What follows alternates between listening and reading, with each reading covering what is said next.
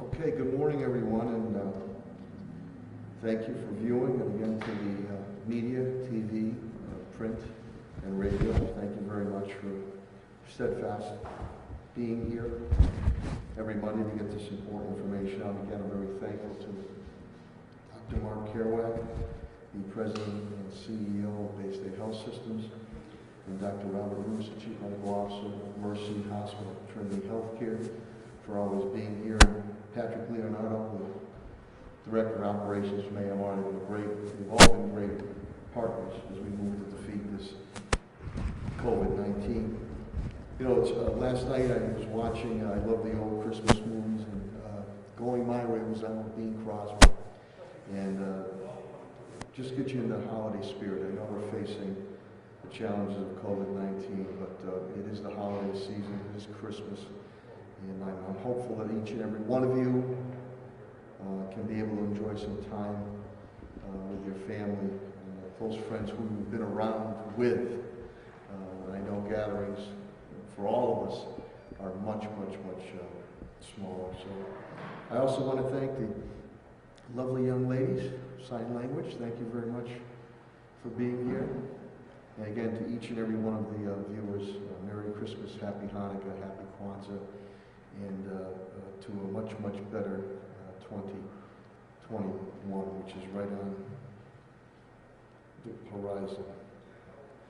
Our numbers, total numbers for COVID-19 confirmed test cases are now up to 9,720. The week, we didn't break 1,000, which was good. It was 957 in turn. Commissioner Helen Carlton-Harris indicates that's down 32 from the prior week. For the month, currently in December, 3158, 3,158. Unfortunately, we did have 3 more deaths that occurred to Springfield residents. They were all residential, which brings us up to 92 residential, 58 long-term care facilities. To those individuals and families who have lost loved ones, again, our sympathy, thoughts, prayers, and encouragement go out to each and every one of you. The breakdown on background: white is now 64 that have passed, black is 33, Hispanic is 49, Asian is 4. That translates percentage-wise: white 42.6%, black 22%, Hispanic 32.6%, and Asian 2.6%. The senior meals continue to be delivered to our homebound seniors, and we're deeply appreciative of that. Governor Baker's Stop the Spread continues with AMR as our partner. That's going to go on until March 31st. Also, because of the holidays that are going on, I believe AMR will not be testing Wednesday, Thursday, Friday this week. Patrick, Director Leonardo, am I correct? And next week, same thing, Wednesday, Thursday, Friday, the week of New Year's. There'll be no testing at the Eastfield Mall. I'm looking very forward. We just had the installation of our new bishop, Bishop William Byrne, and I'll be meeting with him this week, and I look forward to that. He had a great sense of humor, and we welcome him to the Springfield Diocese. We had a really nice neighborhood camaraderie event, East Forest Park, the corner of Gillette Ave and Gillette Circle. John Diaz, very patriotic, wanted to put a flagpole up, and I appreciate Pat Sullivan, his team, and all the neighbors came out. It just was a wonderful, heartwarming neighborhood event. John, thank you for that. MGM, Bright Nights, generous donation to our frontline providers, AMR, and PVTA bus drivers. We did that last week. This past Saturday, morning, mid-morning, early afternoon, we had our third police, community relations, and reform forum town hall that went very well. Judge Ireland was on that, and spoke with him again yesterday as we continue with Commissioner Clapper to implement changes, initiatives, and reforms, and we continue to work with DOJ. Much progress has been made, and there's more to be done, but we're, as Judge Ireland says, we're heading in the right direction. So I appreciate all those who viewed it, all those who participated in it. We took any and all questions, and even follow-up questions. Then we had another heartwarming event, holiday event, C3, Mason Square Policing, Commissioner Clapper. After that, Saturday meeting, we arrived at Mason Square. I want to thank George, owner of Panache, who let us use the parking lot there, and Nicole Coakley. She was really the ringmaster of this, putting this together, and we were able to give out, City Councilor Tracy Whitfield was also there. We were able to give out hundreds and hundreds of stockings to the children and families of Mason Square. So that was very heartwarming. It was also up there with LeVar, my aide, LeVar Click, Coach Click also. Tonight, another tight-knit neighborhood, the Texel Homestead. The triangle area there, a little tree lighting will go on, small because of COVID-19, but I want to thank Patsy and Michelle Izzo, who do this every year, Nino's Pizzeria, and I believe that Sheriff Cochi will be with me tonight at 6 p.m. But these are little things, the traditions we keep going, again, respecting the COVID-19 rules and regulations. We'll have an announcement, major announcement Wednesday up at DPW with Director Signoli. We have a major donation coming in of PPEs from a very generous business entity and substantial. So stay tuned for that. That'll occur this Wednesday, and that'll continue to build our stockpiles and protection of our workforce. City Hall, as I've done before, for Christmas Eve, City Hall will be shut down at 2 p.m. or Christmas Eve. Subsequently, next week on New Year's week, the in-between week, it all will be shut down at 2 p.m. We'll put something out on that. As far as the Police Department, Commissioner Clapper indicates she's down 28 pertaining to COVID-19. 14 testing positive, 14 that are testing now. Deployment continues. We're utilizing overtime money, and where we have to, we have a great partnership with our state police to make sure the residents and business community are safe and sound. Vaccine updates continue. They're working with the state and Commissioner Helen Colton Harris of both police and fire. I have been asked if I'm going to take one. Yes, I'm going to lead by example, and I guess I come into the public safety allotment. So we will lead by example, and I will take that vaccine as soon as it lines up that I should take it. Again, we had the forum. Wasn't a bad weekend, but once again, Commissioner Clapper indicates to me we had another individual, frequent flyer, a gun arrest, prior gun charges, gun warrants, and listen to this one. This guy who we picked up is out on bond on a murder warrant, am I correct? From Georgia. Prolific on our streets. We picked him up this past weekend, and with gun arrest prior. With a gun. So, again, what's it take for our courts to hold these people? What the hell does it take for Georgia to let somebody out on a murder rap, on a bond? But we got him, police got him, and hopefully the courts will hold him before any more damage is done. Commissioner Calvi indicates he is down on fire 7. He also has 14 out testing and 1 dispatcher that is out. Again, he awaits the vaccine distribution. But man and woman power is up to par to keep the city safe for any type of fire activity. Director Chris Signoli from DPW indicates he's down 2 with COVID. We had that major storm that dropped well over a foot of snow, some places 15 inches. They did a difficult storm, they did a good job. We were limited in the number of plows we had. We expected a number, but I think we were hovering below 100, and plus some damages that occurred. The mapping system kicked into place also. Director Signoli will speak of that. They are going to continue the yard waste pickup. to the best of their ability. Trash pickup this week for the Friday routes, because it is Christmas Day, will be picked up Saturday. Friday's trash will be picked up Saturday. Same thing will happen next week for New Year's Day. Friday's routes, Friday's trash will be picked up Saturday. And that includes myself too. So again, don't put your trash out for Friday. Fridays will be picked up for Saturday this coming week and the following week. And then construction has stopped as of Wednesday. Director Spinelli will speak DPW activities of plowing and other stuff. Superintendent Warwick indicates to me that we're nearing 5 million meals of breakfast, lunch, dinner, snacks being given out to our students, 4,985,338.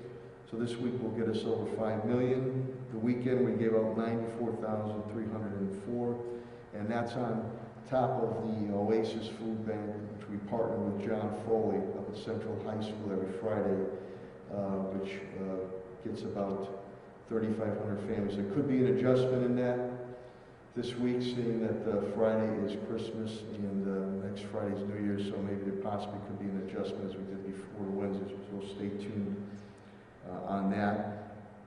The school reentry, we had a town hall which went very well. I think Daniel say it was either 5,000 or 7,000 viewed it. The school committee decided to vote April 8th about trying to get fully back in school. But prior to that, we're going to look at Putnam Vocational Technical Academy and the trades people. And we're going to look at SPED, and we're going to look at SLIFE students. And we continue to work very closely with Director Pat Sullivan as he continues to retrofit all the buildings above and beyond ventilation, and Commissioner Helen Carlton Harris.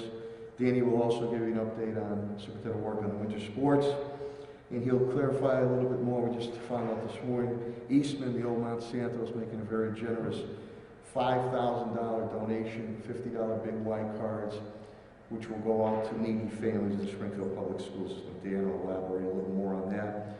Attendance, online attendance continues to go at 91.5%, which is very good. And Daniel will speak, Superintendent Work will speak about the MCAS test update situation. Facilities and Parks, Director Sullivan, his team has done a tremendous job. He is down 3 with COVID, and our thoughts and prayers to another employee you have that faced a stroke situation, and we're praying for that employee with the complications. He continues to work very closely not only with school buildings, but the city buildings and retrofitting standards above and beyond COVID-19. And he continues to stockpile on supplies and materials pertaining to COVID-19. Arena, again, is shut down until January 12th. It'll be reevaluated at that time by Commissioner Carlton Harris and Director Sullivan. And Helen was also very instrumental in the school forum meeting, as she was with the police forum meeting too, with the spike that's occurred. Finances, CAFO, Chief Administration Finance Officer TJ Plan indicates to me, since the start we've lost $7.3 million in revenue with this COVID. I'm down, for FY21, I'm down about $2.5 million. Total that we've spent through deficits and grants is $18.2 million. That deficit is $7.1 million as we try to continue to move as much spending on to the grants and continue to go after any and all reimbursement, whether through the CARES Act spending or through FEMA on that, as we've done with other natural and man-made disasters. EchoDev Director, Chief Development Officer Tim Sheehan will speak upon, he'll give some federal updates on the stimulus package of what we know so far. And we'll also be awaiting updates from Congressman Neal, Chairman Neal, in the very near future. We'll also speak about the meeting Tim and I had with Wayfinders, new Executive Director Keith Ferry, had an update of the $2 million that we have put out for our residents to help deal with mortgages, rents, utilities and other expenses they have, and Tim will elaborate on that.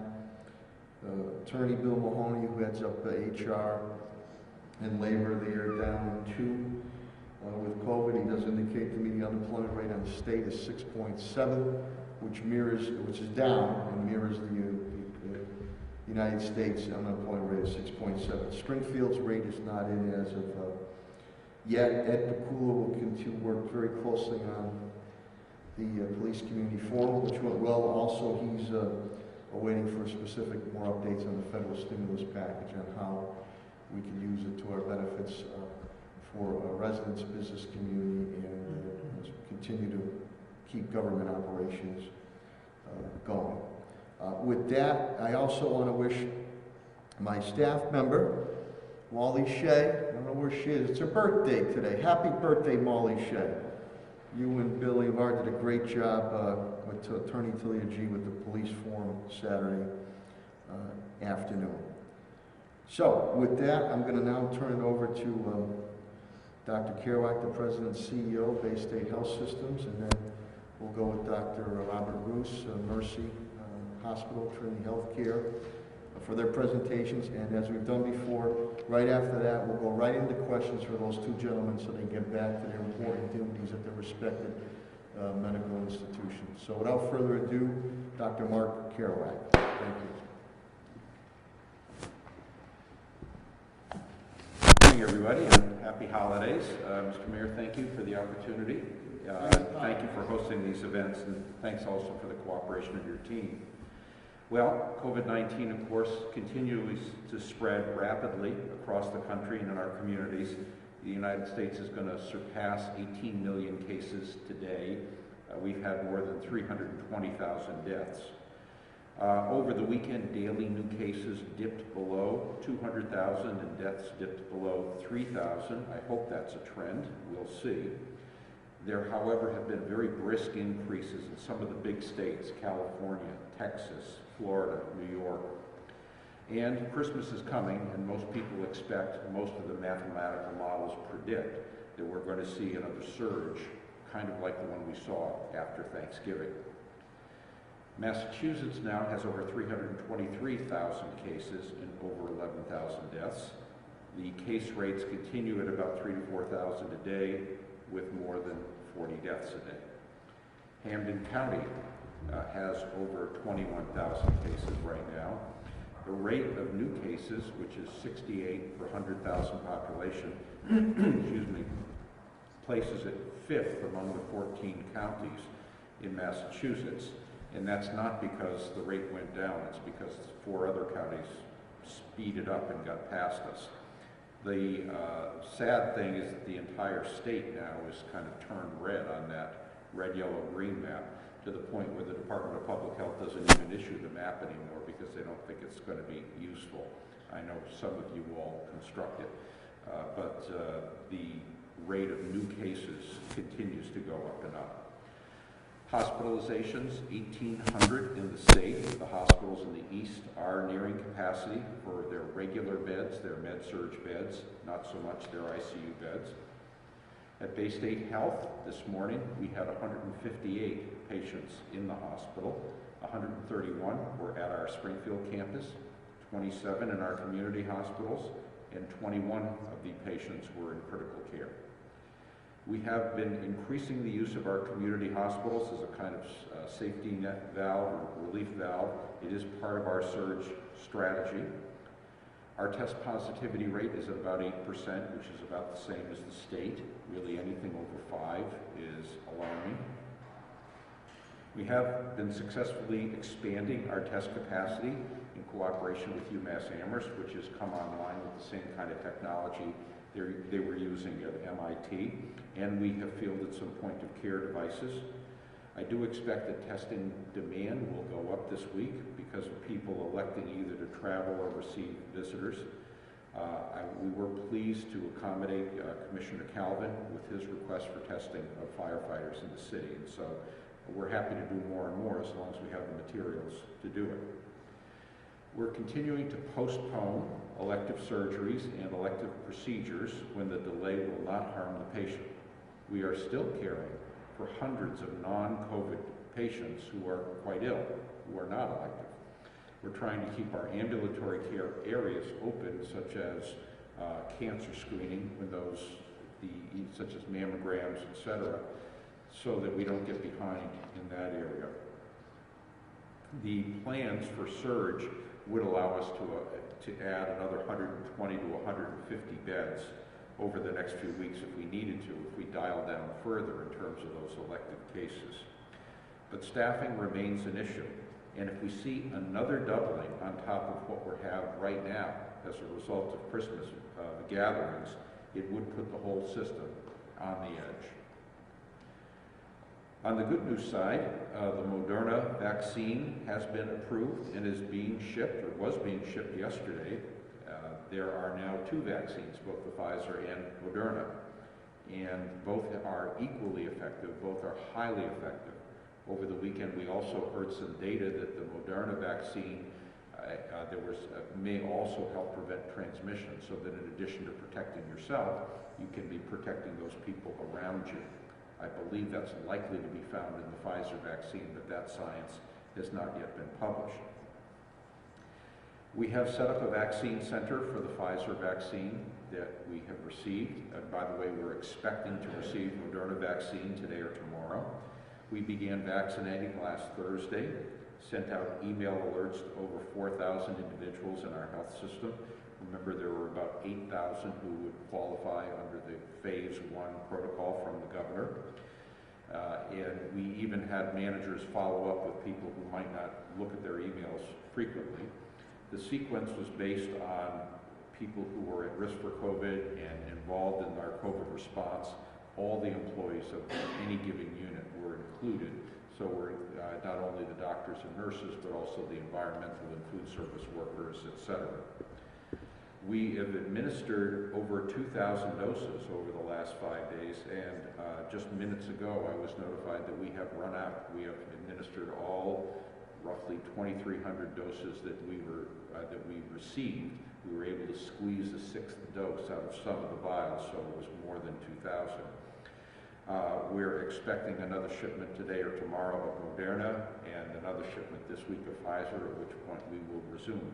Remember, we need to do about 8,000 people. What we're hearing from the people who receive vaccine is that there are quite a few sore arms, about 20–30% of people.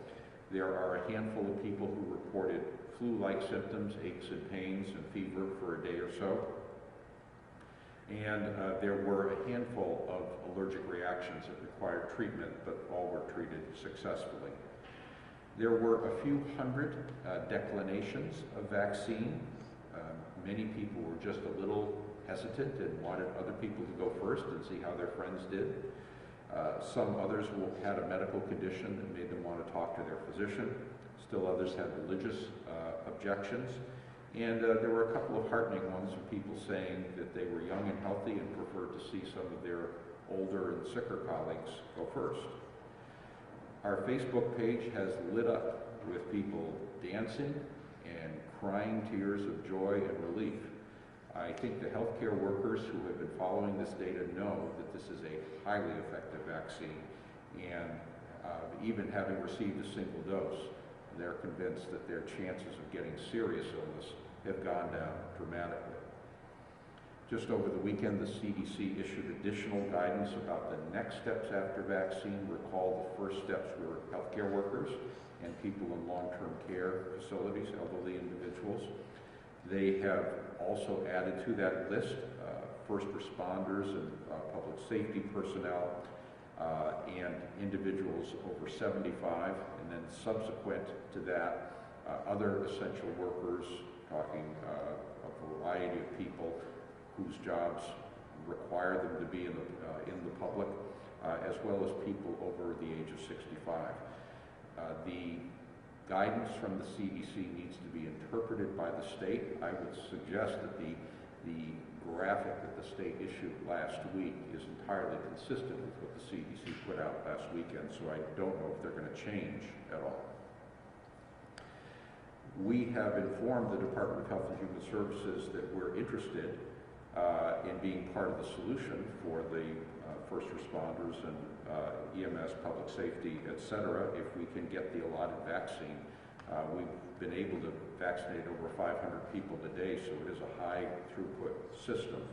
On the other hand, if they decide to do it another way, we're fine with that too. The important thing is to get vaccine into arms as quickly as possible. The other news item of the weekend that you may have heard about is a high transmissibility strain that they believe to have identified in Great Britain. 70% more transmissible is the estimate. It's estimated based on epidemiologic studies. They have found that there is a genetically distinct virus. They've not done the biology to see why or how it's being transmitted. But remember, we talked many weeks ago about what happens with viruses that use RNA as their genetic material. They don't have a kind of proofreading function, so they make mistakes when they try to make copies of themselves. And so variants get thrown off at a certain rate.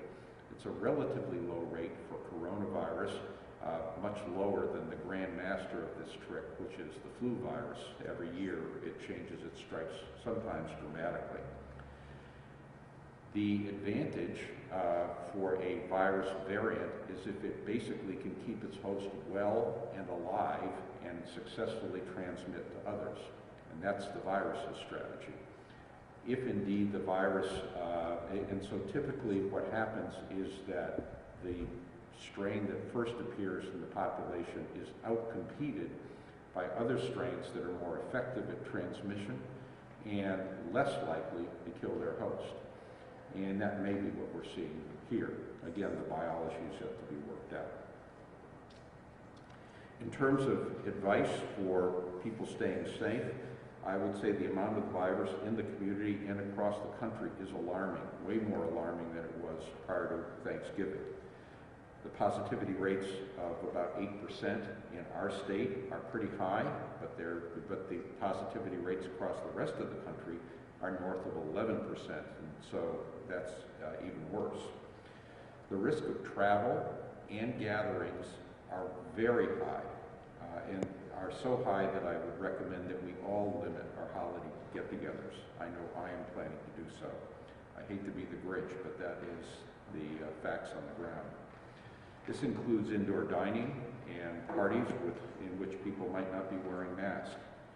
Doing things virtually is best, whether it's by Zoom or FaceTime or even a phone call. If indeed you decide not to follow that guidance, which I think would be a bad idea, but let's say you do, you ought to quarantine for 10 days before gathering or visiting.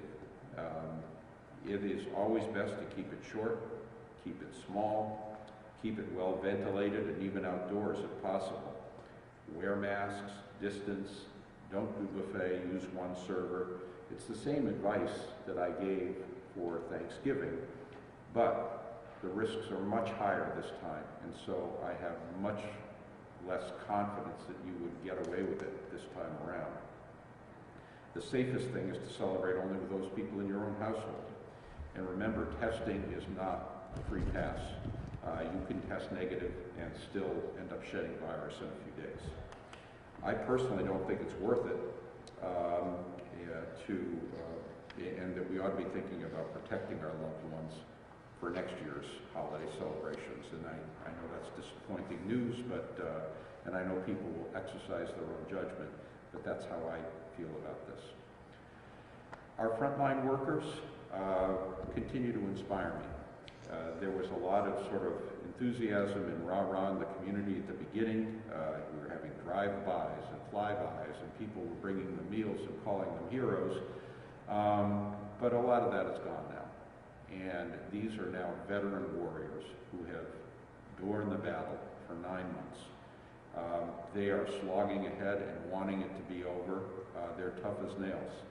And I'm, as I say, inspired by them every day and very grateful for what they do. When I talked to them, and I visited with them about a week ago, I just can't understand why people are not being more careful based on what the caregivers are seeing. I'll also add that many of our team members are going to be spending their Christmas or New Year's at work. providing exceptional, compassionate care for our patients and our community, people who are your family and friends. I'm very grateful for all they do, and not only at the holiday season, but every day. My summary message is we're almost there. We can see the light at the end of the tunnel. It's just a few short months away. Please consider doing the right thing. Don't put yourself through COVID by taking unnecessary risks. Don't risk your life or your health, as well as that of those around you, the people that you love.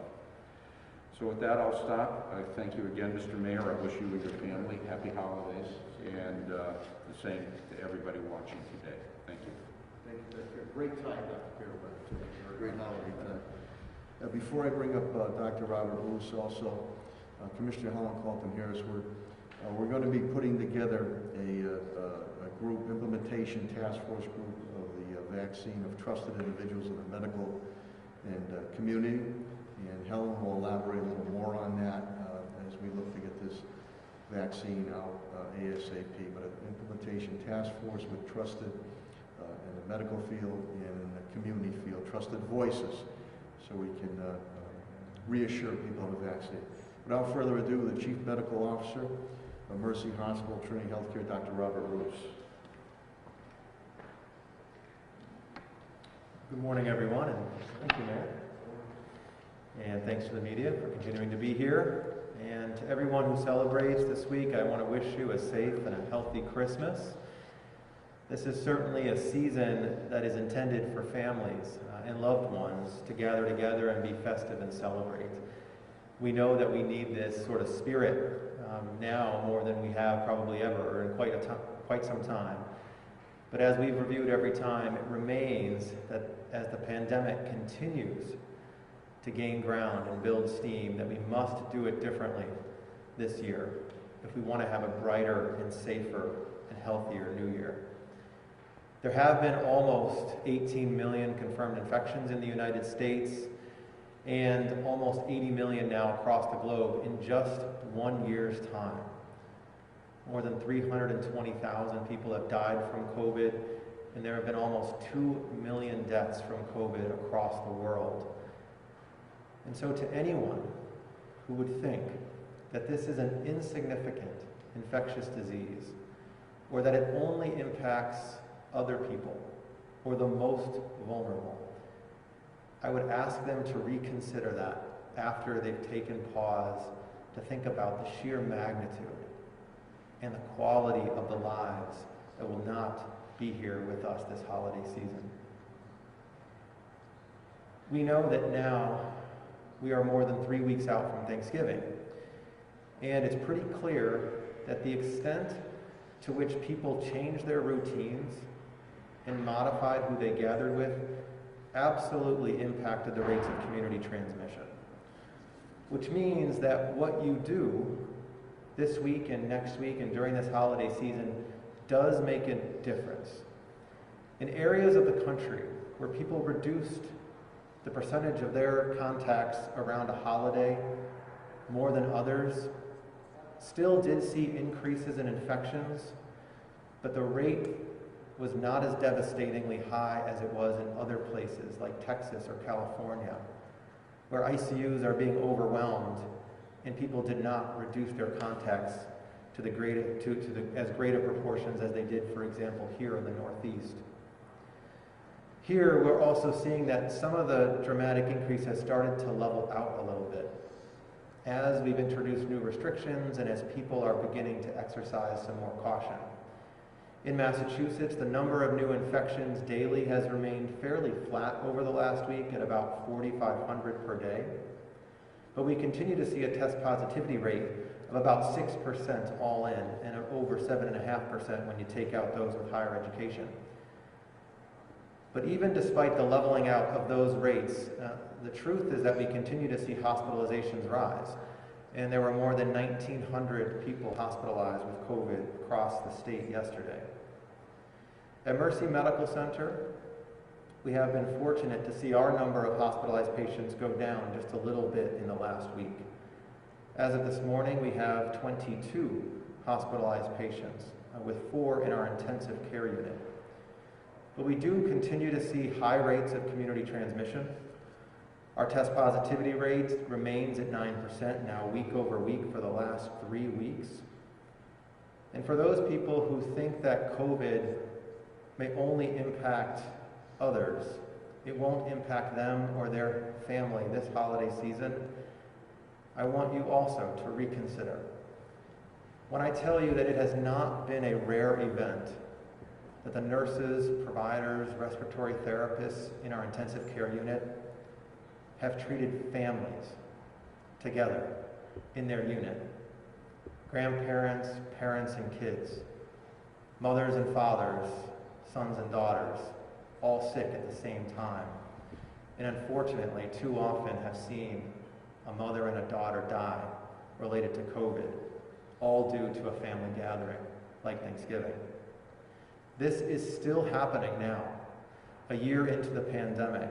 And I urge you to consider, as you celebrate the holidays this week or next week, and when you plan your gatherings or your get-togethers with family, that you really think about what the spirit of this is about. This holiday season is about love. It's about giving. It's about peace and joy.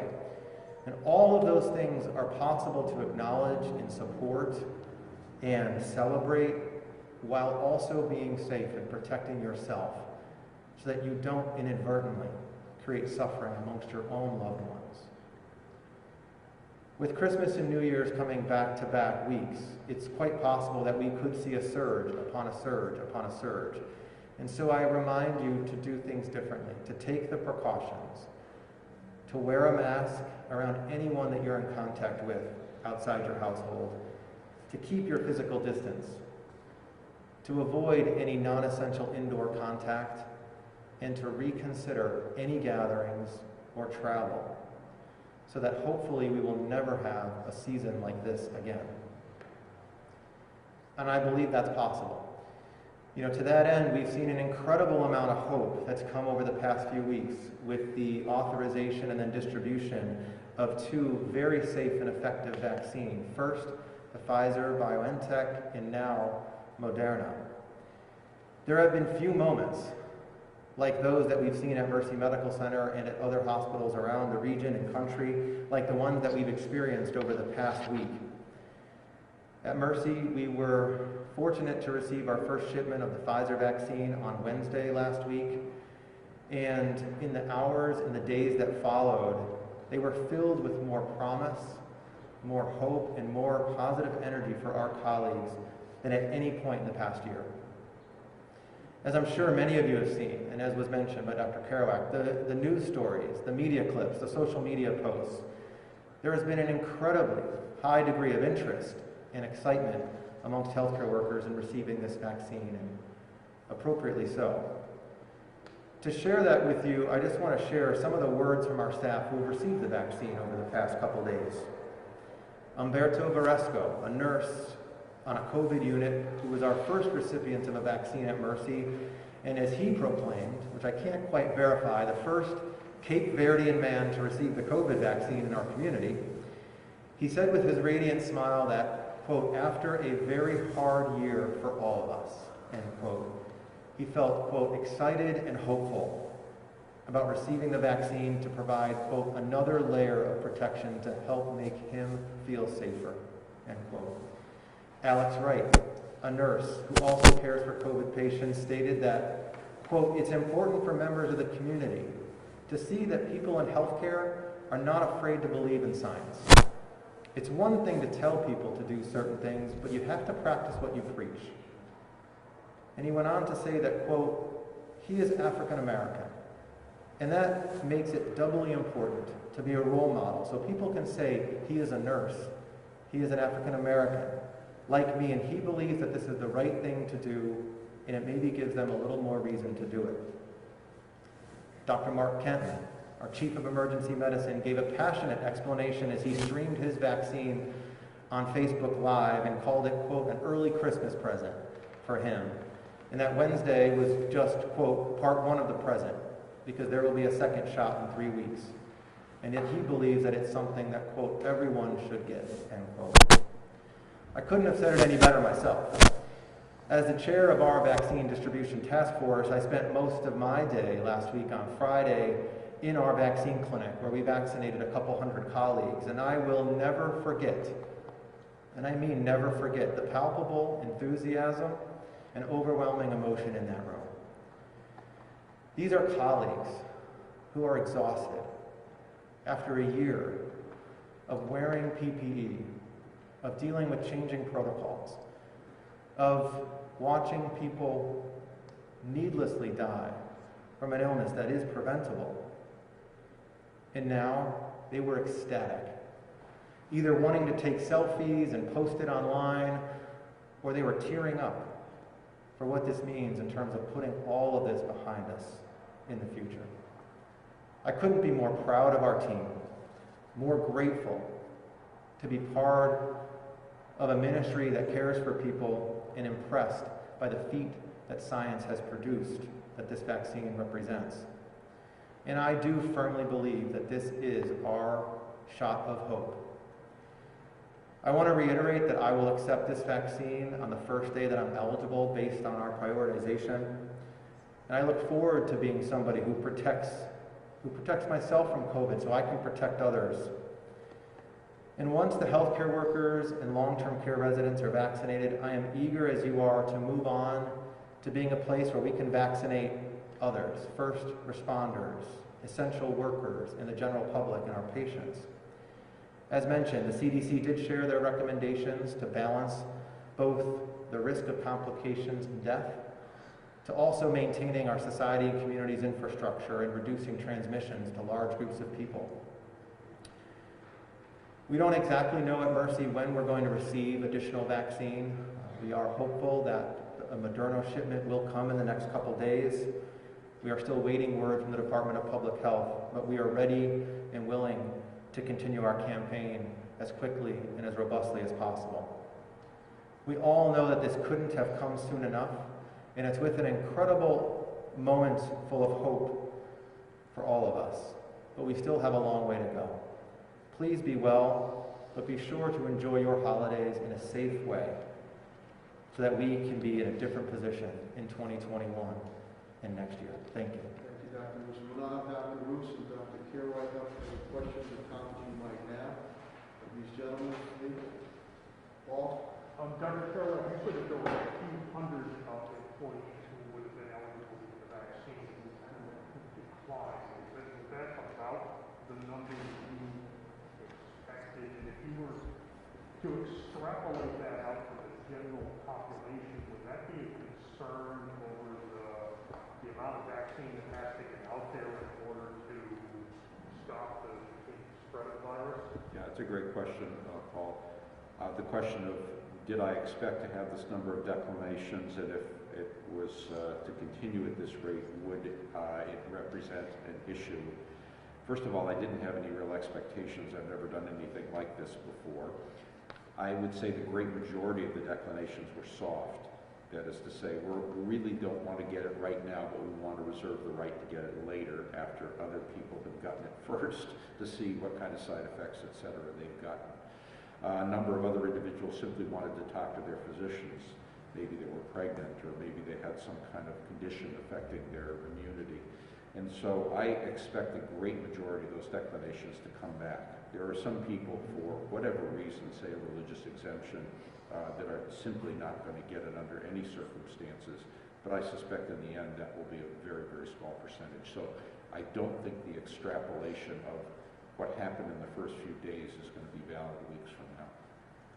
I don't think the rest of us here can turn to their commission. Just to follow up on the vaccine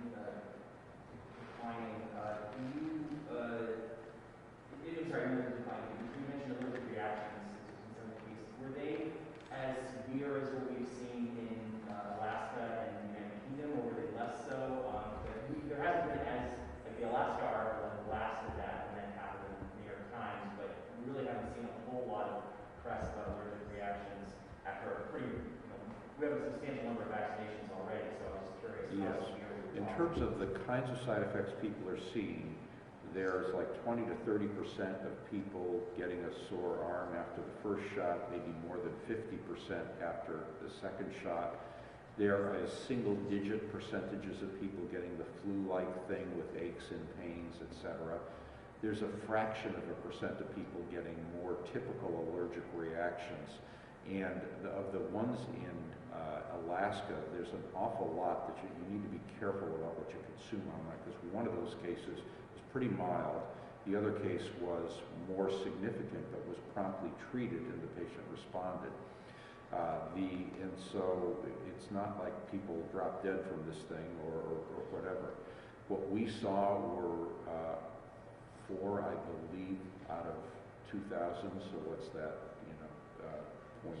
Yeah, it's minuscule, it's a fraction of a percent, 3 or 4. In any event, it is, and each of them were able to be treated by immediate treatments at the vaccine center. So we don't feel that this is unexpected for any kind of new vaccine, and we don't feel that this is something that would cause us to stop or reconsider. Our experience thus far has been the same. We are continuing to gather and monitor any adverse events and recommending that all colleagues that do receive the vaccine do download the app vSafe that ends up reporting those up to the CDC as well. So, but our experience thus far has been that people have responded as predicted and very well. You mentioned the British strain of higher transmissibility, and it has caused a considerable amount of panic. I think it's probably a fair word to describe, at least in Europe more so than over here. But this isn't the first time we thought they saw a variant of the virus that seemed to be more transmissible. What do you think is the appropriate level of concern that people should have? Because it does seem like there is a precedent for over-panicking, which doesn't necessarily seem useful, but you also don't want to be, flippant about it either. So let me repeat the question. It's about the so-called high transmissibility strain from Great Britain and what's an appropriate level of response or concern. There have been a number of European countries that have closed their borders to travel with England. I think in the early going, all kinds of reactions that are broad-based like this are understandable. I think there's an awful lot we don't understand about this. The big questions, which I think are likely to be answered affirmatively, is will the vaccine work as well against this as it does against the original strain? I think it's highly likely. Is this virus just the same in terms of the kinds of disease it causes? I think the answer is highly likely, if not perhaps even milder. We know that there have been differences in the strains, for example, between the ones seen in Italy and China and Washington State. Small little differences that didn't make a difference in the biology of the virus. This is the first time we've seen a genetic change that affects the way the virus transmits. And what we may end up showing is that maybe people shed the virus one day more when they've got this strain, or possibly at a higher level. Or maybe this virus is more stable in the environment. In any event, it might change the way we formulate rules around protection or rules around the environment, but it's way too early to be considering that right now. In any event, trying to contain it and trying to better understand it is critical. Any other questions? Over the weekend, Surgeon General Designate Vivek Murthy had talked about the possibility that this timeline of vaccination might be much longer than was originally promised. Or, is there anything that you're seeing from your end that would make you think that, that we shouldn't be optimistic about the way things are going with vaccine distribution, or is it just that we just don't know yet at this point? Yeah, from my perspective, it's a little hard to tell at this point. This requires a significant, massive undertaking across the entire country. We are now just at the very beginning of that process, having literally only received vaccine 5 days ago, in our case, in a hospital. I think we've vaccinated hundreds of thousands of healthcare workers across the country, and that's a very good start.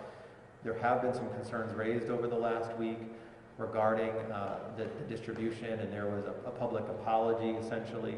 from a government official regarding those estimates and how that got rolled out. I think that we just need to continue to press forward. We need to continue to ensure that everybody has the right education and messaging that's needed so that when the vaccine is available, we can move as quickly as possible to try to keep to that timeline. From the information that I have, it's too hard to estimate if if there's going to be any major changes to that at this point, but it's something that we want to try to move as expeditiously as we can. Yeah, I know I've kind of been a buzzkill at this podium a few times before, but I actually, believe it or not, am a pretty optimistic guy. And I really believe that we are going to beat the prediction that it's going to take us till the summer. I think we're going to have a third and maybe a fourth vaccine by the end of January, and that's going to accelerate the distribution channels and the distribution possibilities. And I am guessing that by the end of the spring, probably May into June, we're going to see case levels drop fast enough that the public health authorities are going to be comfortable recommending doing away with some of these precautions we've all been struggling with. Any other questions of the media? Okay, hearing none, thank you for everything you and your team are doing. Merry Christmas. Thank you, guys.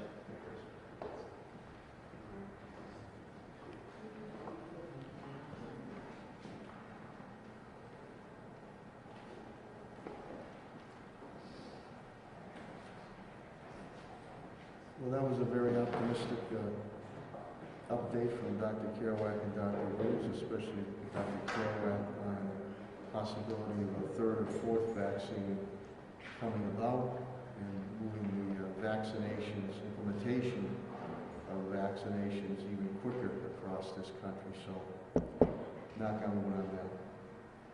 Now at this time, it's a pleasure and honor to bring up the individual I call our or my Dr. Anthony Fauci, the Commissioner of Health and Human Services, Helen Calvin-Harris.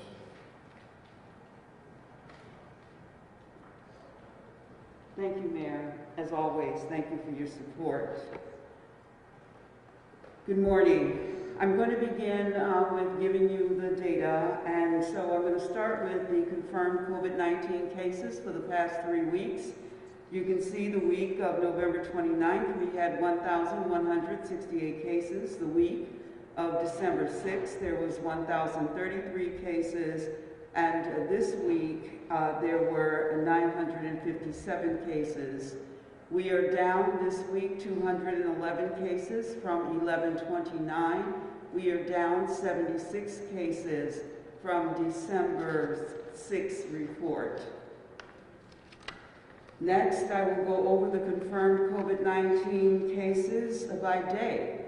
On Sunday, we had 132 cases, Monday, 170, Tuesday, 145, Wednesday, 121, Thursday, 148, Friday, 136, and on Saturday, there were 105 cases.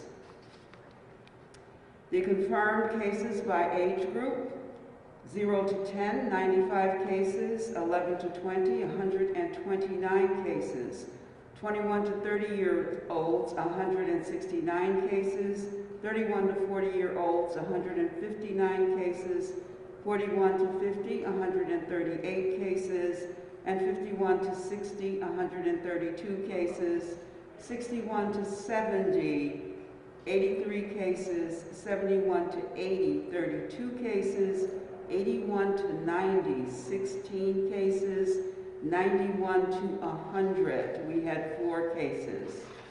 The breakdown by percentages, 30 and under, 41%, 31 to 50, 31%, 51 and older, 28%. The 41% for the 30 and under is the same as last week.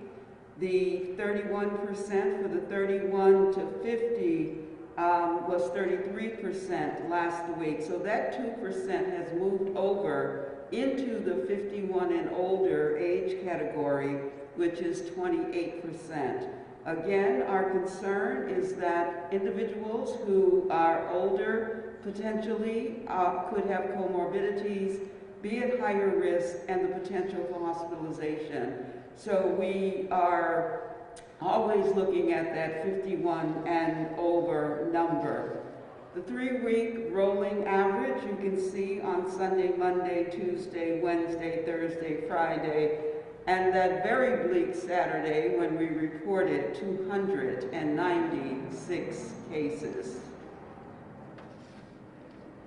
The confirmed cases by zip code, you can see 01101, 4 cases, 03, 10, 04, 148, 05, 79, 07, 107, 08, 174, 09, 159, 18, 95, 19, 66, 128, 13, 29, 52, and 51, 50. If you look at the map of the city of Springfield, and you can see the clusters in the various zip codes. A cluster is defined as 2 or more positives in the same household, which is different than identifying a cluster in a restaurant, which is 2 or more individuals who do not live together, who we trace back to that particular site.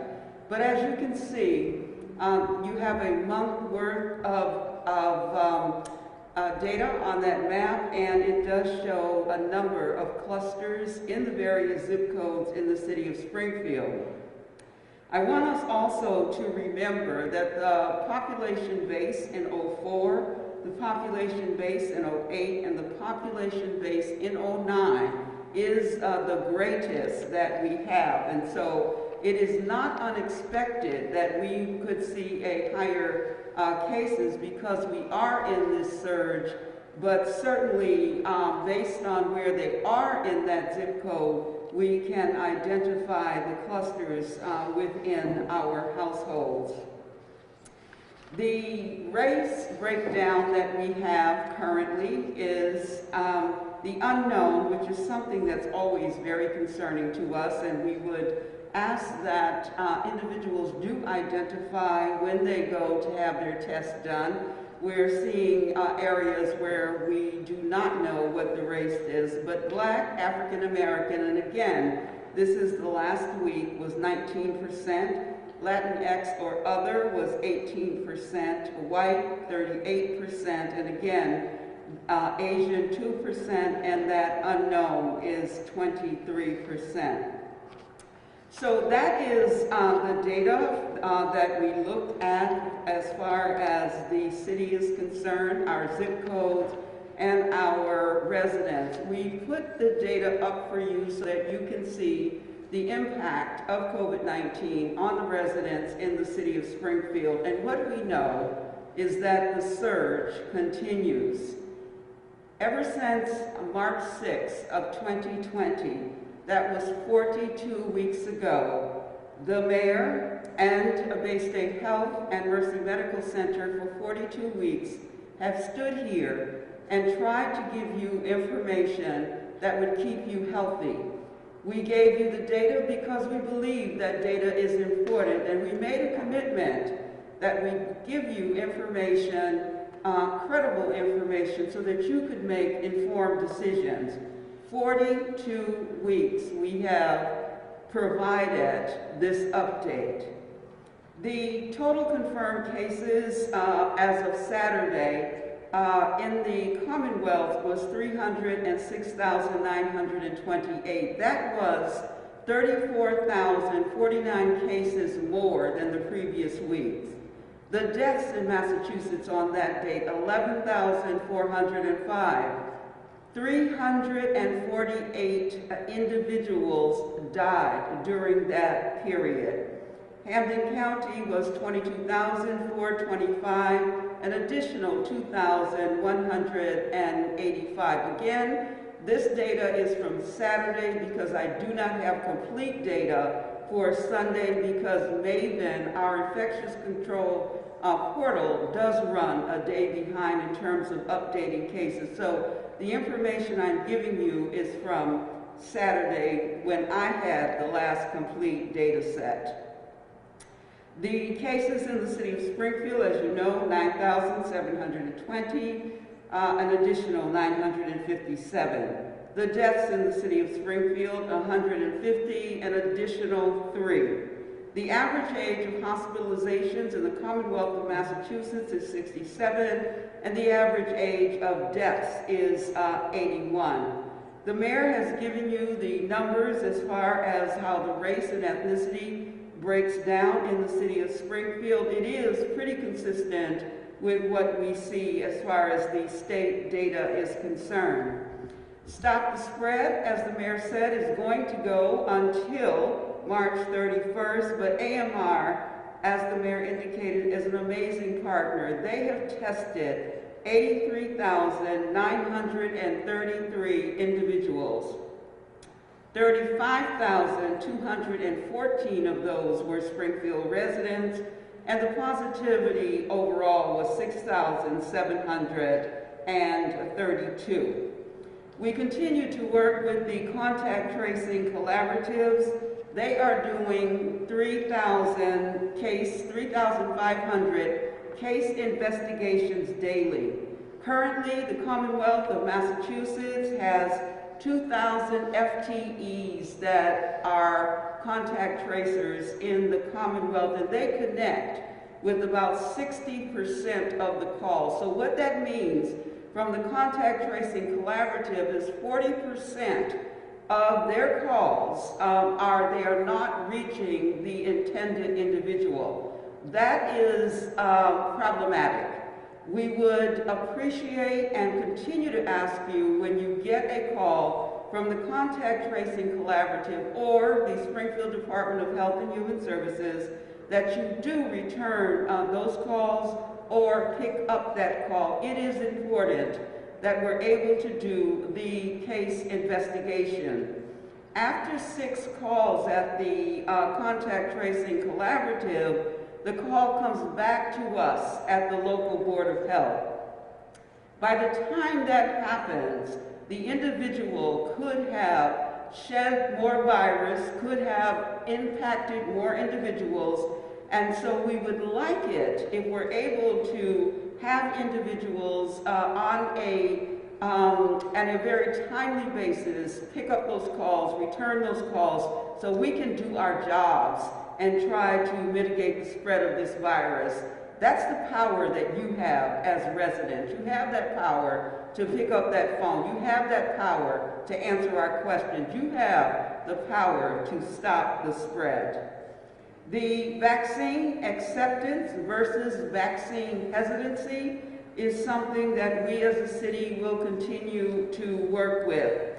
The mayor said that we will convene a group of individuals, trusted voices in the community that are from the medical community, that are also from the neighborhoods, who are able to help our residents have conversations about vaccine acceptance and to help them understand that vaccine hesitancy is something that is very normal, but we want to make individuals feel as if they have all the information that they need to make good decisions. So what we want to do is have individuals educate themselves. You really need to depend on the medical community. You need to depend on trusted voices, but you can do your own research. You can look and see for yourselves what some of the data says, what some of the voices are saying, so you can absolutely do your own research, educate yourselves. Talk with a trusted advisor, again, a faith leader, a community member, a medical professional, but make sure they have done their research. One of the things we don't want is individuals giving advice when they have not educated themselves on the proper advice to give. And so make sure whoever you talk to about the vaccine is giving you factual information. Talk with your primary care provider. especially if you have comorbidities. It's important that you have that conversation as well. Dr. Kerouac and Dr. Roos have talked about the allergic reactions that have been reported. They have also said that they are not widespread and they're not unexpected. Soreness at the injection site, some fever, some headache. There are some side effects that individuals are feeling, but most report symptoms subside after a couple of days. And some individuals are reporting no symptoms at all. Flu shot reminders. Although we talk a lot about the vaccine for COVID-19, I really appreciate it if those of you who have not been vaccinated as far as flu shots are concerned, please do that. It is very important that you continue to take care of yourselves. The holidays are upon us. We are, I believe, still somewhat in our Thanksgiving surge. So we potentially could have a surge on top of a surge, as you've heard. So it's important that you do and we do what has been recommended as far as our doctors are concerned. Dr. Kerouac and Dr. Roos have both said to you that make your gatherings smaller. If you do not live in a household with someone, this is not a time to have a gathering and invite people over. This is a highly contagious virus. And again, remember, you have the power to stop the spread by doing the things that we are asking you to do. Watch your distance. Stay at home if you're sick. Wear your mask. Wash your hands. Those are the things that you've heard us say over and over again, and I know that many of you are tired sometimes of hearing me certainly say that to you often, but that's how we get through this. There is a light at the end of the tunnel. There is the vaccine that's being distributed. The vaccine timeline and when individuals are able to get it has been published on the mass.gov website. Please go to that website, but we are still in phase 1 and there are populations that need to be vaccinated still in phase 1.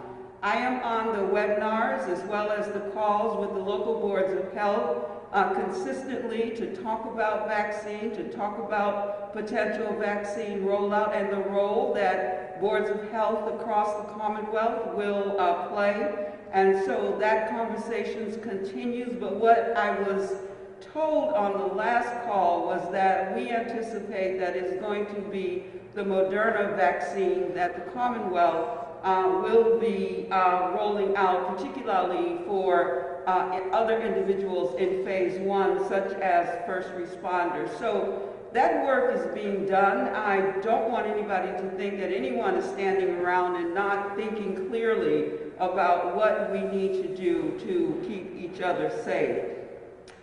I want to appeal to our residents finally that there are many people hurting in our city, in our Commonwealth, and in our nation. The food lines are enormous. People are just trying to get through day to day, and I'm happy that potentially the federal government will give some relief. But if you can, if you have been blessed, if you have resources, please think about contributing to any entity that is able to get food or resources to families. I have heard from so many of you, and I appreciate the telephone calls, and I appreciate your follow-up with me, that there are needs that you have just to manage, and we want to make sure that we are helping each other as we move forward. We have hired an individual for the Office of Racial Equity.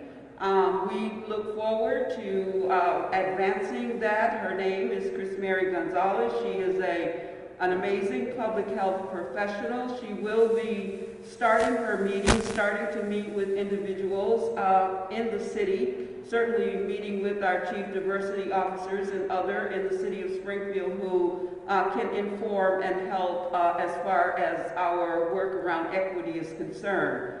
We have also reached out and have a wonderful partner with The Mission, which is a community-based 501c3 organization that has for many years been doing work around gang suppression. So we'll continue to work with them as well. Finally, happy holidays to everyone. I would, and we all would, appreciate us getting through this together. We all want to stay safe, but we can't do it without you. We can't do it without your support and without your cooperation. So celebrate this wonderful season. Feel good about where we are, because we are getting into a place where we'll be able to celebrate together extremely soon. Be patient, be vigilant, and make sure that you are looking out for yourselves and your families. And please, please, stay safe, be well.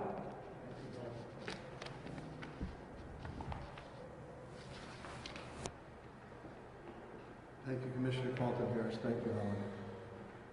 We will now move into the public safety component update of the press conference, and I'll bring up the Fire Commissioner of the City of Springfield, Bernard B.J. Calvi.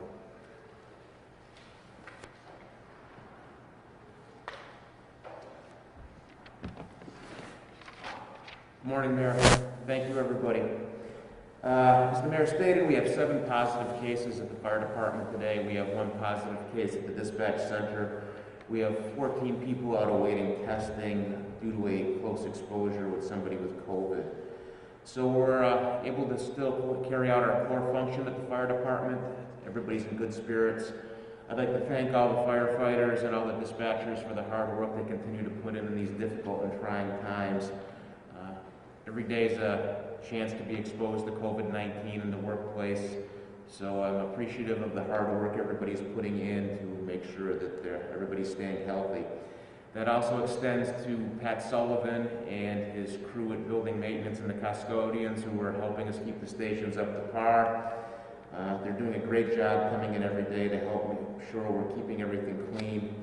I'd also like to thank our partners over at AMR who enable us to have our testing and make sure everybody's staying healthy.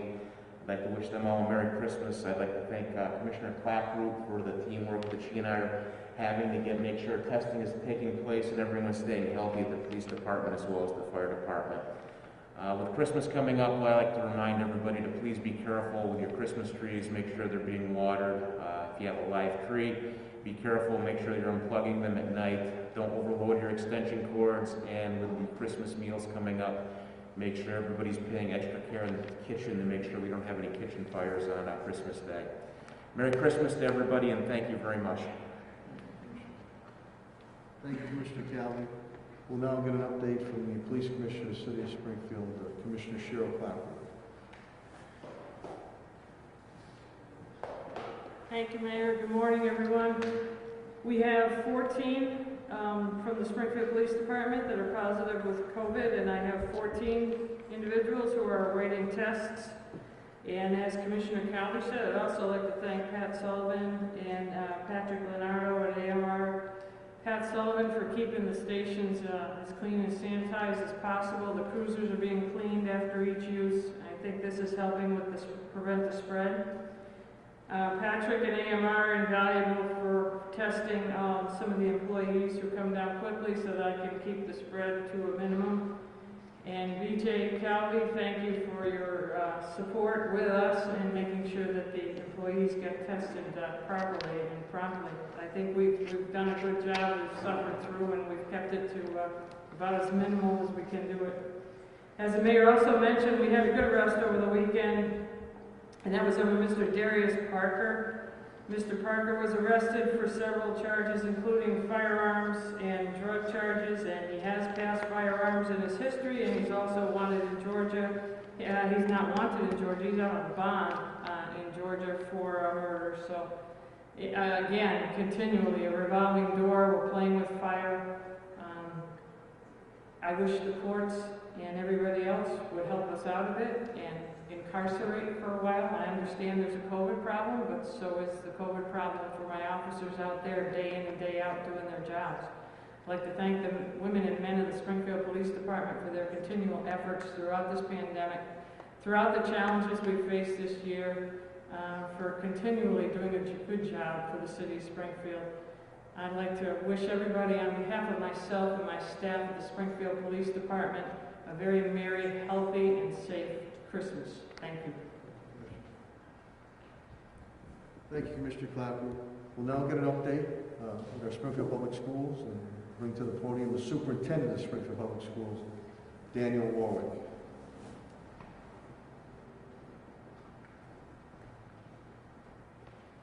Thank you, Mayor. Good morning, everyone.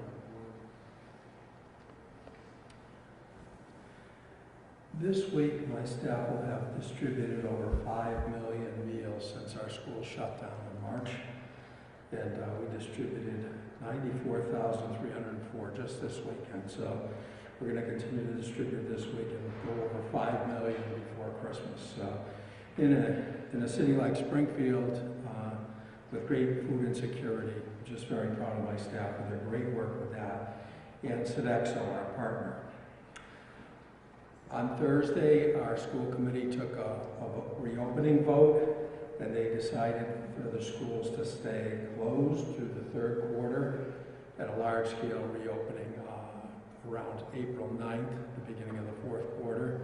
They did allow for us to bring some specialized groups in, perhaps before that, based on the surge rates that are going on at the time.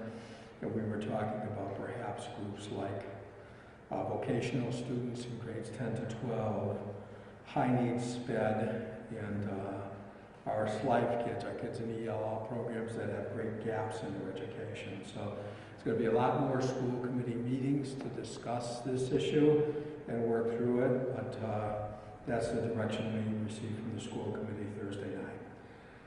One of our companies in Springfield, Eastman, in lieu of having a Christmas party, they donated $5,000, $150 gift certificates to Big Y, which we're going to distribute to the schools, and we're going to give to our needy families. Again, thank you to Eastman Company. They've been very good in the past for the schools. Just want to thank Pat Sullivan and O'Reilly Talbot Oaken. They did an outstanding job giving a report Thursday night to the school committee on the ventilation systems in the school and all the work that's going to be done. And they're estimating all that work will be done in early March. So if we had a phased reopening, we would have all the ventilation systems ready for that. Flu shots, just a reminder to families, they are mandated before January 1st. So we want people to participate in that. Winter sports, we're going to test all the student athletes that are going to participate in winter sports. They should be signing up at their schools now. We're going to have a COVID testing protocol for them. And the season has been delayed again. The season now is slated to start practices January 11th. And again, working very, very closely with our health commissioner, Helen Colton-Harris, we prescribed 3 tests for the student athletes to ensure they'll be safe during the season. And those sports are basketball and swimming. Wrestling has been moved to a spring sport.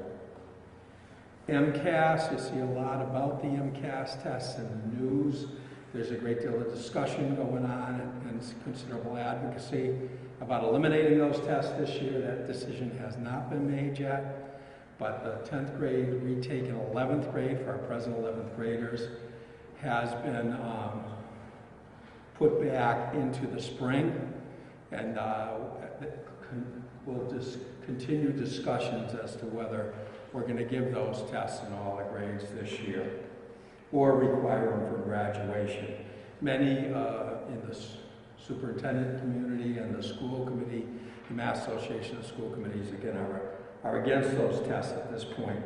The time will be better spent focused on instruction.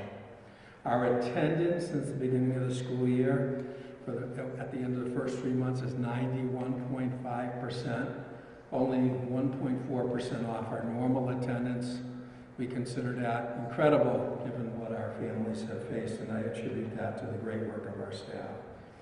Then you saw recently DESE pass some new student learning time regulations. We had submitted our report relative to instructional time, and Springfield was accepted as having exceeded all the requirements for those new student learning time regulations. So we have a really solid remote program that we're going to continue with through the next quarter. Thank you. Thank you, Superintendent Warwick. We'll now go to the Department of Public Works and the Director of the Department of Public Works, Chris Signoli, aka the Snow Miser. They had a difficult storm that they had to deal with and deal with COVID challenges, and I appreciate he and his staff's continued efforts. He will give you a complete update pertaining to DPW. Director Chris Signoli.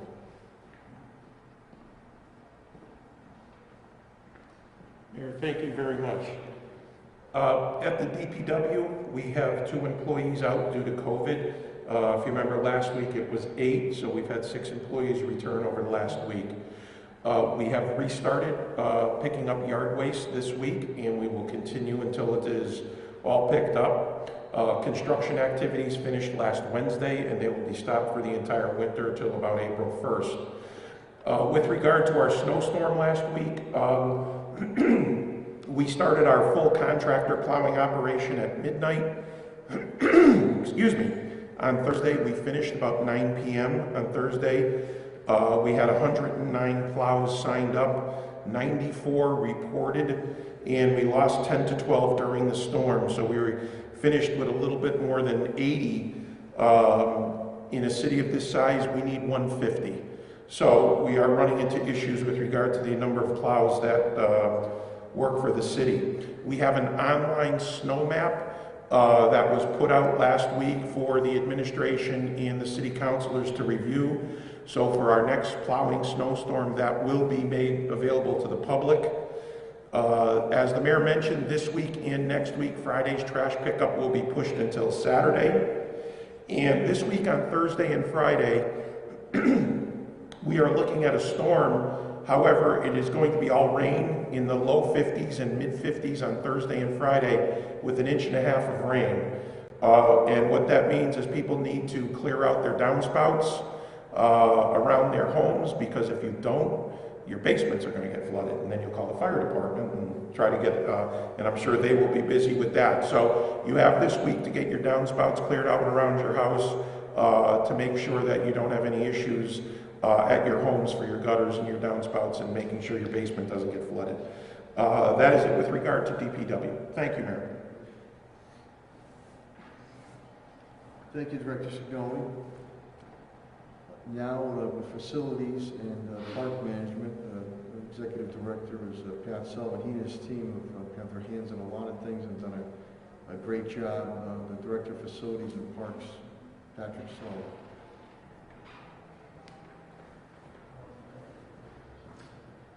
Thank you, Mayor. We have 3 out with COVID, so we are much improved from the 8 that we had out last week. We continue to work with the Finance Department to complete the purchase of all the PPE under the CARES Act, and all the carry units and IWAs have now been received by the City of Springfield. We've completed install at the Police Department, and we're halfway through the Fire Department, and we appreciate Commissioner Clapwood's kind words. We take it very seriously, and we want to protect our police and fire personnel. Helen and I also appreciate the mayor, the school superintendent, and the school committee for making the decision to review school openings for April 8th. The facilities division will still keep the early March as the date to have everything installed. But I really applaud you, Mayor, as you've done through this whole crisis, is to use common sense and not cave to political pressure just to reopen as it is important. It's just common sense to stay closed until we have more information on this important equipment installed. And then finally, please adhere to the holiday CDC guidelines. We've seen the results of the Thanksgiving surge, and it's just important for everyone to follow these guidelines. Thank you. Thank you, Director Sullivan. Again, Springfield, we're in the business of doing business. Chief Development Officer Tim Sheen and his team have kept things going, so we're able to rebound quickly and stabilize and be able to move forward in a business-like fashion. So without further ado, the Chief Development Officer, City of Springfield, Tim Sheen. Thank you, Mayor. Although the text of the $900 billion COVID relief agreement is not available as of yet, its general intent is to provide much-needed relief to the American households and businesses. The agreement is expected to provide a $600 stimulus per person for households subject to the income limits. It will revive lapsed supplemental federal unemployment benefits at $300 a week for 11 weeks. It will continue to expand benefits for gig workers and freelancers. It will extend federal payments for people whose regular benefits have expired. It will provide $284 billion for businesses and revive the Paycheck Protection Program. It will expand eligibility under that program for nonprofits, local newspapers, and radio and television broadcasters, and allocate $15 billion for performance venues, independent movie theaters, and other cultural institutions that have been devastated by the restrictions imposed to stop the spread of the coronavirus. Billions of dollars will be provided for testing and tracing and vaccine distribution.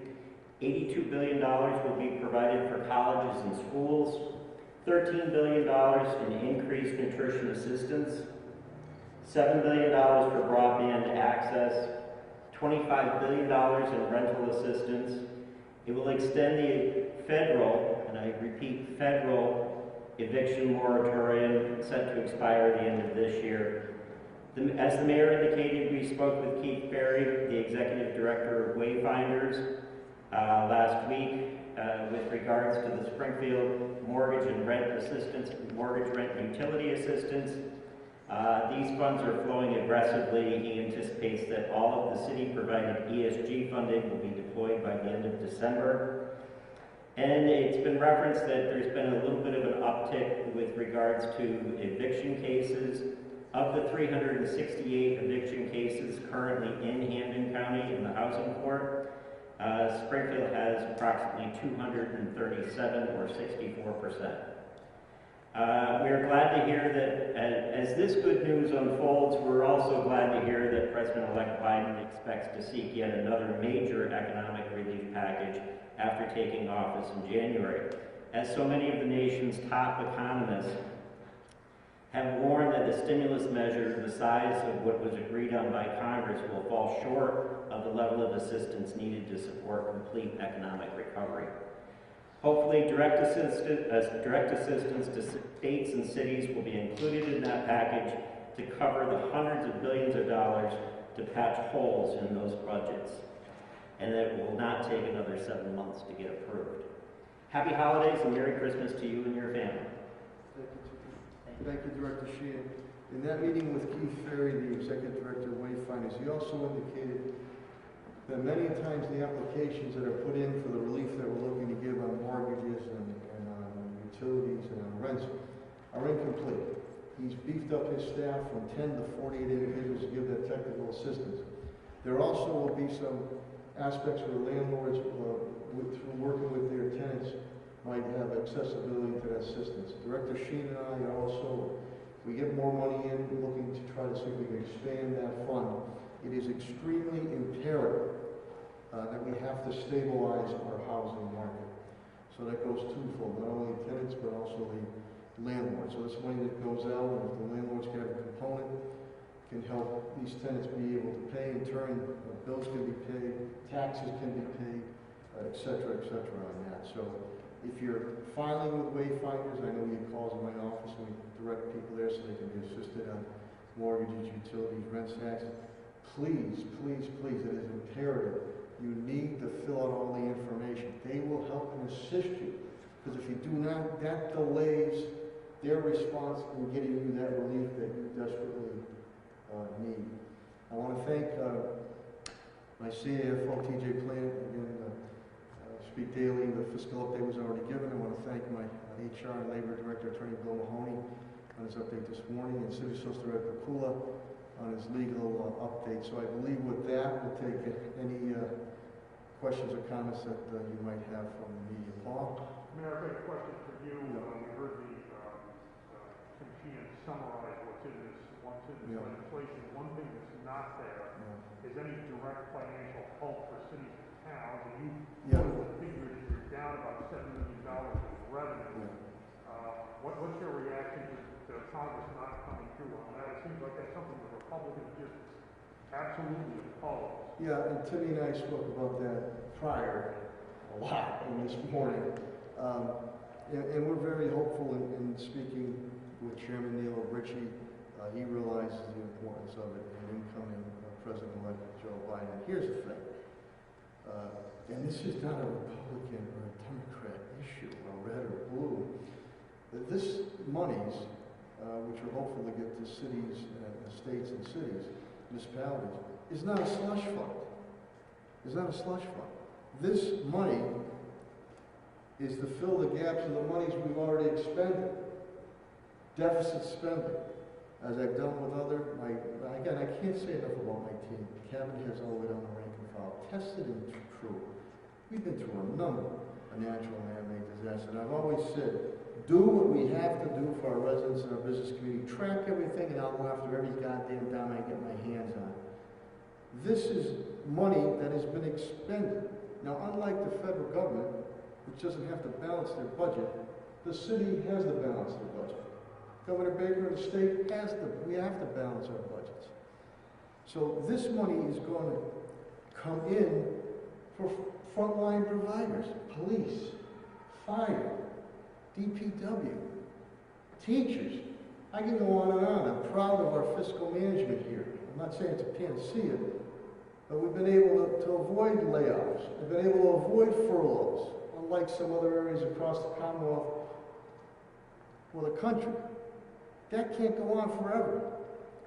We're losing revenues coming in, tax base-wise, hotel, meals taxes, other expenses and revenues that would come in, we're losing that. So that's where that money would go. It would go to keep services, core services going. And how do you do core services? You have to have bodies doing those core services. So this is not a slush fund. And let me tell you something. It's just not Democratic mayors who are crying out for this, or Democratic governors. It's Republican mayors and Republican governors, or if you're an independent mayor or governor, crying out for this money. So I'm hopeful that with the new incoming Biden and Harris administration, that they will see fit to get this through. You want checks and balances? You want accountability? Bring it on. We're all about that. I have no problem with that whatsoever. But to indicate this money is coming in for poorly managed cities and states, they're full of you-know-what. We're very, very proud of our financial status here in the city of Springfield. We've been awarded the last 12 years of how we've handled the financial status. Same thing on the school side, too. So I'm hopeful that the new administration will look upon that. Chairman Neal, Congressman Neil Ritchie indicates he think that there'll be another package coming under the Biden administration. Now, it's up to the Congress, the House side, and the Senate side. Now, you don't have to agree all the time, but you can't keep being at loggerheads, because residents and the business community are struggling. So there's got to be some type of bipartisanship, and I'm finally hopeful that an infrastructure program will finally come to fruition, which will be extremely important, not only for economic development and job creation, but it'll jumpstart this economy. So let's take, I believe the package, Timmy just got as much information as you can, I appreciate that, is under $1 trillion. It probably was right, they should have, it was 6-7 months now? They should have came with a real bang. A real bang should have been coming right now, not this piecemeal thing. We'll take it, but I'm hopeful that a much more much more, how can I put it, bountiful package, stimulus package coming, which incorporates municipal money and state monies and an infrastructure program. People are hurting out there. I mean, I know Danny speaks of our food program. I know Commissioner Clark, Commissioner Calley, and their men and women have been up. John Foley's Oasis Food Bank, I've been up there a few times. Tommy Ash, Conklin. Thousands of people of all creed colors and backgrounds coming for that food. And businesses who are trying to hang in there. We've given out every dime we've gotten our hands on. I have no more money to give out. So that's what the federal government is supposed to do when these types of disasters occur. So I'm hoping that clearer heads will prevail and bipartisanship will win the day. Listen, I don't want to look a gift horse them up. Thank you. I appreciate that something is coming our way. We'll see how it breaks down with the schools and how it breaks down CARES Act or regular debt. But we need much more substantial to come in so we can continue to position ourselves once we defeat this COVID-19, which we will, that we can blast off again in that struggle. So I'm sorry I got a little emotional, but I do get, I've heard it said, well, this becomes a slush fund for Democratic mayors and Democratic governors. I think you hear from Republican governors and mayors too. They need the support. Any other questions or comments? Yes, sir. I don't know who proposed this to, so I'll just kind of throw it out there. As far as the renovation or improvements to be done to the school buildings, they're obviously done with an eye toward protecting against COVID-19, but God willing, we won't have to care about COVID-19 forever. Has there been any discussion about what health benefits these changes could provide beyond COVID-19? Yeah, it's a good question, Matt, because the eye waves, the carrier things. Let me reiterate. I'll bring up Pat and Helen at the end. The air quality in our buildings prior to this was good. We want to reiterate that. With COVID-19, it's the ventilation. That's the key. We've had some buildings that were built in the late 1890s, which we're building new schools now. Brighton Lincoln will be online shortly, and Homer DeVere will be online. I've also, over $600 million, we've also been able to build new schools and rehab schools. This goes above, I guess it's the ASHRAE standards, goes above and beyond, which gives even better air quality, which I think at many times can help the asthma rates that we face in the valley here. So, Matt, more technology, I'm going to bring up Pat Sullivan, or if Danny or Helen wants to speak of that more specifically. But yeah, that we talked about that. This is going to be more beneficial down the road. Better off here with the experts. I couldn't hear the whole question in the back there, but I think I got the gist of it. So if I didn't, just tell me what I missed. So when we first got the DESI standards, we had met with the mayor and the school superintendent, Helen and I, and we had some concerns that they weren't going far enough. And when we brought O'Reilly, Tabbitt, and Okinen, it was quickly decided to follow the ASHRAE standards, as the mayor stated. All of our school buildings meet the current Mass school building code for airflow and safety and for an learning environment. However, in dealing with COVID, 4 of our school buildings needed additional equipment to meet that ASHRAE standard, and so that's where the carrier units come into play. They give you a MERV 20, filter the CDC guidance was a MERV 13, so we're more than exceeding the ASHRAE standards now in those 4 school buildings. The other thing that we learned in this is that the iWave technology in buildings that can accept that technology, it helps to basically charge a virus or a bacteria that could be in the air and attracts it and makes it attracted either to the filtration system or actually just takes that hydrogen molecule right out of the virus or the bacteria and kills it. So we're putting that technology into any building that we can as well. So these are the steps the city of Springfield is taking, and it's just one component. It doesn't prevent you from getting it. It helps you manage the COVID. So everyone's still going to need to wear a mask, safe social distance, hand washing. All those will still be very important protocols to follow even after this technology gets in place. But For peace of mind, this building has the iWave technology installed already in this building. We've completed the police, we're halfway through the fire department, and we are starting on schools as we speak. Is there a sense that this could also provide broader health benefits beyond COVID? Absolutely. We're not going to have to worry about COVID forever, I mean, but there's Yep. other issues as well. Sure, so the yearly flu and cold, I personally put it into my own house system when I found it. It's not cheap, it's $1,200, but it's that peace of mind, and it should help with people. I have asthma, so it gives you that peace of mind that you are hopefully getting rid of any viruses or airborne illnesses out of your air system. So you're confident in the investments, I mean, not to diminish COVID in any way, but confident in the value of this investment beyond just the application of COVID? Yes, absolutely. Did you, Matt, I think you were here, Pat, it was a couple of Mondays ago. Yep. Pat showed the video of the And I think the mayor has it posted on his site. I would encourage you to watch that video. Unbelievable. So we talked about that, the benefits that this is going to reinforce down the road. And so we're getting a physical plan together for our schools. Superintendent Ward continues to work with his staff and the teachers. The other thing, timing, which Commissioner Helen Carlton Harris brought up at the town hall meeting and the school committee meeting last week, the timing of vaccines kicking in for the teachers, we believe, if everything goes well, is in sometime in March.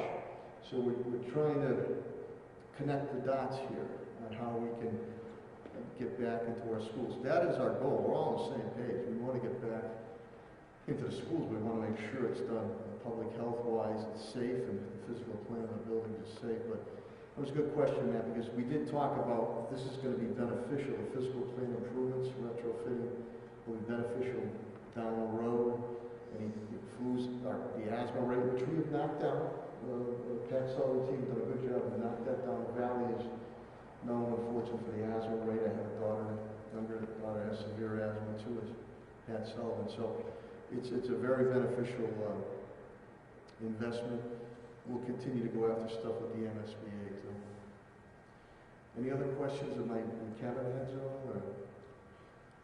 Okay, hearing none, I really want to thank the media, all the members of the media, the TV media, the print media, the radio media, for being here and getting this information out. Is extremely important as we look to continue to reassure our public that we are moving forward. As Helen Carlton Harris indicated, there is light at the end of the tunnel. Dr. Kerouac and Dr. Rusev indicated, especially Dr. Kerouac, that he feels good about these vaccines and possibly have 2 or 3 more online for a total of 4 or 5 on it. Helen and I are going to be putting together an implementation task force for the vaccines of trusted voices, especially the medical field, the community field, and we're going to lead by example. As I stated, when I do become eligible, whether it's under the public safety component, I will take that vaccine to show that it's safe and sound. And Tim Sheehan and others will continue to monitor what comes out of Federal Stimulus Act with TJ Plant, and we will distribute that. As soon as we get the money, we will distribute it out where it is needed. The most to our residents and our business community, we will do that. So again, I want to shout out to my cabinet heads and rank and file. I can't say enough. I say it all the time. Tested and true through a number of man-made and natural disasters. And I want to thank you, each and every one of you, the residents and business community, for your patience, your understanding, your cooperation, and your collaboration. I need you to do it more than ever now, more than ever. I know it's killing us or killing you that, you can't give that hug. It's got to be an air hug now. But please, we saw the spike occur after Thanksgiving. Christmas holidays, Hanukkah's just finishing up, Kwanzaa, New Year's. You can only be around the people that you have been with. Plain and simple. And when you're out and about, you got to wear the mask, please. You got to wash your hands. Social distance 6 feet if you can. If you don't feel good, stay home. But we are that seems to be that the end is going to come with this COVID-19, but it's not going to happen overnight. So, the holiday season, and I wish from the bottom of my heart, I wish each and every one of you a joyous holiday season. And I know it's been difficult, but let's be thankful for what we have. And if you have little to give, give to those who are in need. God bless you all. Merry Christmas, Happy Hanukkah, Happy Kwanzaa. And next week, we'll say good riddance to 2020 and bring on a much better 2021. God bless you all. Thank you very much.